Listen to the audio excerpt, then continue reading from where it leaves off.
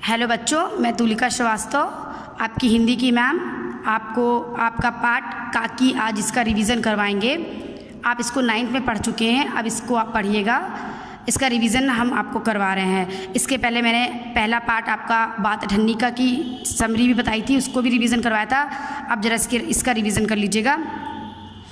पाठ पढ़ाने के पहले बच्चों ये जान लीजिए कि इस पाठ में लेखक ने बाल मन के छिपे भावों को बहुत सहज, बहुत सरल ढंग से प्रस्तुत करने की कोशिश की है। वो बताना ये चाहते हैं कि लोग बड़े ज्ञानी होते हैं, स्थिति परिस्थितियों को समझते हैं, उनके कारण को जान लेने के बाद धैर्य धारण कर लेते हैं, लेकिन बच्चा धैर्य धारण नहीं कर पाता है। बाल मन कल्पनाओं के अथाह सागर में डूबता उतरता है, वो वास्तविकता को नहीं समझ पाता है।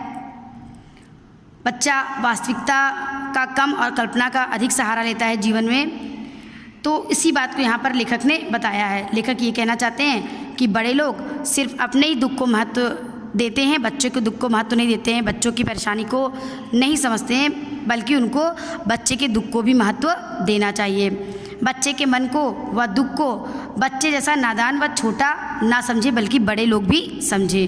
उसके प्रति यानी बच्चे के प्रति बड़े लोग उपेक्षा का भाव ना रखें, उसकी जिज्ञासा को सुने समझें, उसे शांत करने का पूरा प्रयास करें। नहीं अगर करेंगे तो बच्चा अपनी जिज्ञासा को शांत करने की तो कोशिश करेगा, वो इधर उधर हाथ पांव मारेगा और जिससे उसे सही ज्ञान नहीं होगा।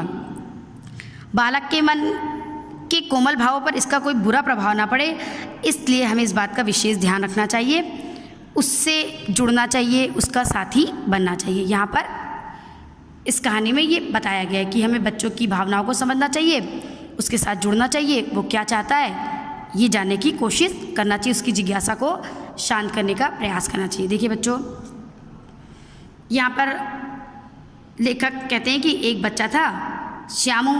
एक दिन वो सुबह सो करके उठा तो उसने देखा कि घर भर में कोहराम मचा हुआ था, रोना पिटना मचा हुआ था, लोग रो रहे थे बहुत तेज़ तेज़। हुआ क्या था, उसने देखा उसकी माँ नीचे से ऊपर तक एक कपड़ा ओढ़े हुए कंबल पर भूमि शयन कर रही थी। उसने जब वो उठा, सब लोग रो चिल्ला रहे थे, वो बच्चा था, उसको पता नहीं था। उसने देखा कि उसकी माँ जमीन पर लेटी हुई है, कंबल ऊपर से नीचे तक ओढ़ी हुई है और भूमि पर शयन मतलब ज़मीन पर सो रही है। साधारणतः वो माँ जो बिस्तर पर सोती थी, उसने देखा कि सुबह सुबह वो ज़मीन पर सो रही है।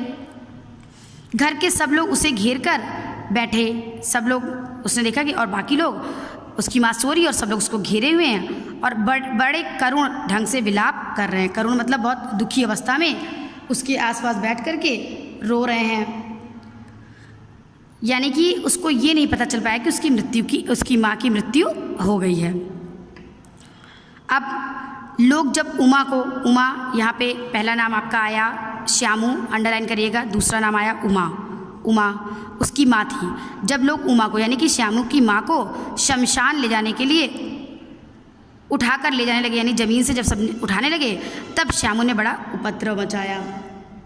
वहाँ पर अपनी माँ को ले जाने नहीं दे रहा था, बहुत उपद्रव मचा रहा था, बहुत छीना झपटी करना, ना ले जाने देना, ये सब करने लगा। लोगों ने उसे रोकने की कोशिश की तो लोगों के हाथ से छूटकर वह उमा के ऊपर जा गिरा, यानी कि अपनी माँ के ऊपर जा गिरा। बोलने लगा काकी, अपनी माँ को काकी बोलता था। बोला, काकी सो रही हैं, उन्हें इस तरह उठाकर कहाँ लिए जा रहे हो, मैं ना जाने दूंगा। श्यामू ने ऐसा बोला कि माँ तो सो रही है, उसको लोग उठा रहे हैं, उठा करके कहाँ ले करके जा रहे हैं। तो वो उसने रोकने की कोशिश की, लोगों ने बड़ी कठिनता से उसे हटाया। बच्चों, उपद्रव का मतलब ऐसे दंगा होता है, मतलब बहुत शोर शराबा उसने किया। यहाँ पे लिख लीजिएगा, उपद्रव का मतलब दंगा लिख लीजिएगा। लोगों ने बड़ी कठिनता से, बहुत मुश्किल हो रही थी उसको हटाने में, उसे हटाया और काकी के दाह संस्कार में उसे नहीं जाने दिया। यानी हिंदू धर्म में रीति रिवाज है कि मृत्यु के पश्चात अंतिम संस्कार जला करके किया था, उसको बोलते दाह, जलाने का संस्कार। अंतिम संस्कार करने के लिए उसे नहीं जाने दिया। लोगों ने उसे रोका और उसको शमशान भूमि में जाने नहीं दिया, क्योंकि अगर वहाँ जाएगा अपनी माँ के साथ ऐसा होते कुछ भी देखेगा तो वहाँ पर भी वो बहुत उपद्रव करेगा। एक दासी राम राम करके उसे घर पर ही संभाले रही। एक दासी घर पे थी, बाकी लोग शमशान चले गए, शमशान भूमि चले गए उसका अंतिम संस्कार करने के लिए। उसके घर में एक दासी रहती थी, वो दासी उसको रोक करके घर में ही रह गई। यद्यपि बुद्धिमान गुरुजनों ने उसे विश्वास दिलाया कि उसकी काकी उसके मामा के यहाँ गई है। कुछ लोगों ने, बुद्धिमान गुरुजन ने, बड़े लोग थे, बुद्धिमान थे, तो कह रहे हैं कि उन्होंने उसको ये विश्वास दिलाया कि उसकी काकी कहीं नहीं गई है बल्कि उसके मामा के घर गई है, वो वापस आ जाएगी। परंतु असत्य के आवरण में, आवरण मतलब खोल, पर्दा, झूठ के पर्दे में सत्य कब तक छिप सकता है? एक न एक दिन तो सामने आएगा ही। श्यामू को आसपास के अबोध, अबोध मतलब नादान, लिख लीजिएगा, अबोध का मतलब लिख लीजिएगा नादान, बालकों के मुंह से सच प्रकट ही हो गया। क्या प्रकट हो गया? कि उसकी काकी मामा के घर नहीं गई हैं बल्कि राम के घर गई हैं, यानी कि उनकी मृत्यु हो गई है, वो राम के घर गई हुई हैं। अब बच्चा मृत्यु तो समझता नहीं है कि मृत्यु, ये उसे ये बात तो समझ में आ नहीं रही कि एक बार काकी राम के घर चली गई तो लौट करके नहीं आएंगे। अगल बगल के नादान बच्चों को उनके परिवारजनों ने शायद बताया हो, उससे श्यामू को पता चला। श्यामू को इतनी अक्ल नहीं थी कि उसकी काकी एक बार मृत्यु होने के बाद वापस नहीं आएंगी। बस उसको ये लगा कि मामा के घर नहीं गई हैं बल्कि राम के घर गई हैं, और राम भगवान ऊपर रहते हैं कहीं, तो बहुत दूर उसकी काकी रहने के लिए गई हैं। काकी के लिए कई दिन तक लगातार रोते रोते उसका रुदन क्रमशः शांत हो गया। यानी काकी के विरह में बच्चा था, अपनी माँ के लिए काफ़ी रो रहा था, रोते रोते उसका रोना शांत हो गया। रुदन मतलब रोना, क्रमशः मतलब धीरे धीरे, क्रम से रोते रोते उसका रोना शांत हो गया। लेकिन शोक शांत ना हुआ, यानी दुख उसका जो था वो दूर नहीं हुआ। दुख क्या था? कि उसकी काकी उसके पास नहीं थी। पहले तो वो अपनी माँ के लिए रोता था, लेकिन अब उसने रोना बंद कर दिया, पर दुख तो उसके अंदर में अब भी था। वर्षा के अनंतर यानी बाद में 1-2 दिन में पृथ्वी के ऊपर का पानी अगोचर हो जाता है। बच्चों इसको अंडरलाइन करिएगा। यहाँ पे बताया कि उसका शोक, काकी के जाने का दुख उसके हृदय में कैसे बस गया था। वैसे जैसे बारिश लगातार होती है और बारिश बंद हो जाती है तो जो ऊपरी भूमि होती है वो तो सूख जाती है, उसमें धूप पड़ती है, हवा लगती है, तो ऊपरी सतह तो सूखी होती है, लेकिन उसका गीलापन हम खुरपी लेकर, कुदाल लेकर, फावड़ा लेकर अगर ज़मीन को खोदें तो उसका गीलापन हमें काफ़ी अंदर तक दिखाई देता है, पता चलता है। वैसे ही रोना तो श्यामू ने बंद कर दिया था, श्यामू ने, लेकिन काकी के जाने का दुख उसके जीवन में बना हुआ था। जैसे बताया, वर्षा के बाद 1-2 दिन में पृथ्वी के ऊपर का पानी अगोचर दिखाई ना देना, नहीं दिखता है, लेकिन भीतर भीतर उसकी आर्द्रता, गीलापन बहुत दिनों तक बनी रहती है। वैसे ही उसके अंतःस्थल, यानी कि उसके प्रोनाउन यूज़ हुआ है सर्वनाम, श्यामू के हृदय में वह शोक, पानी की तरह वह शोक जा कर के बस गया था हृदय में। बाहर से वो नहीं रोता था, लेकिन अंदर से बहुत दुखी था। वह प्रायः अकेला बैठा बैठा शून्य मन से, खाली मन से, शून्य मतलब खाली मन से आकाश की ओर ताका करता, आकाश आसमान की ओर ताका करता। क्यों देखता था?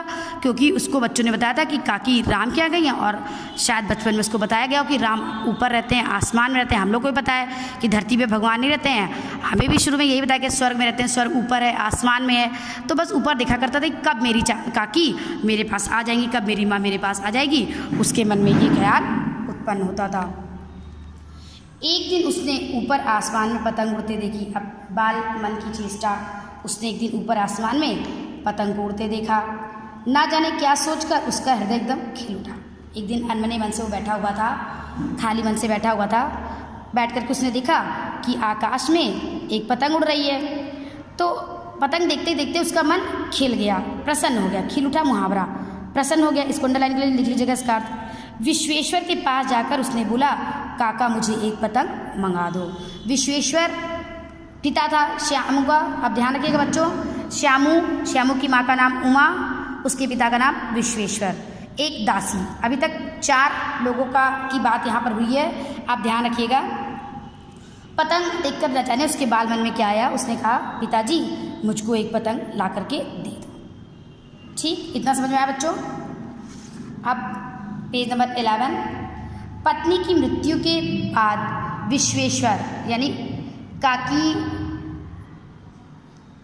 जो श्यामू की माँ थी, उसका पति विश्वेश्वर यानी श्यामू के पिता, पत्नी की मृत्यु के बाद अन्य मनस्क का अर्थ बच्चों दिया हुआ है, जिसका मन कहीं और लगा, यानी पूरे समय वो भी अपनी पत्नी के बारे में सोचा करते थे, तो उनका मन भी कहीं और लगा रहता था। उन्होंने बस अनमने मन से कह दिया, ठीक है मंगा दूंगा। अच्छा मंगा दूंगा, ये उन्होंने कहा।